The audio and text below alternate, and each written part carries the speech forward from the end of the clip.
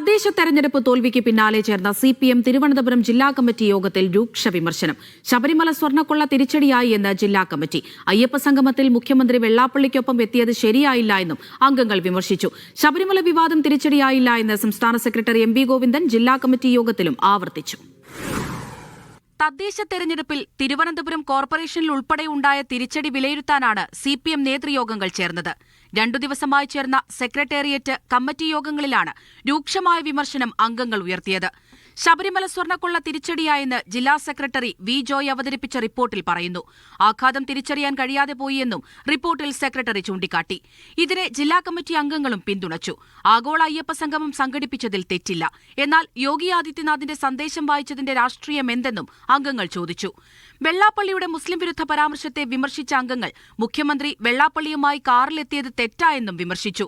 എന്നാൽ നടപടി വൈകുന്നതിനെ സംസ്ഥാന സെക്രട്ടറി MV ഗോവിന്ദൻ ന്യായീകരിച്ചു.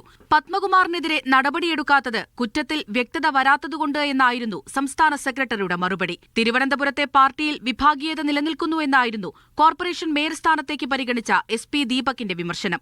കോർപ്പറേഷനിലെ തോൽവിക്ക് കാരണം വിഭാഗീയതയെന്നും ദീപക് ചൂണ്ടിക്കാട്ടി. യോഗത്തിൽ ആര്യ രാജേന്ദ്രനെതിരെയും വിമർശനമുയർന്നു. ആര്യ ജനകീയമായി പ്രവർത്തിച്ചില്ല എന്നായിരുന്നു മുൻ മേയർ VK പ്രശാന്ത് MLA യുടെ വിമർശനം. സംസ്ഥാനത്ത് വലിയ പരാജയമുണ്ടായിട്ടില്ല എന്ന CPM സെക്രട്ടേറിയറ്റ് നിലപാട് MV ഗോവിന്ദൻ യോഗത്തെ അറിയിച്ചു. SP ദീപകിനെ കോർപ്പറേഷനിലെ പാർലമെന്ററി പാർട്ടി നേതാവാക്കാൻ ജില്ലാ കമ്മിറ്റി യോഗത്തിൽ തീരുമാനമായി. മീഡിയ 1 തിരുവനന്തപുരം.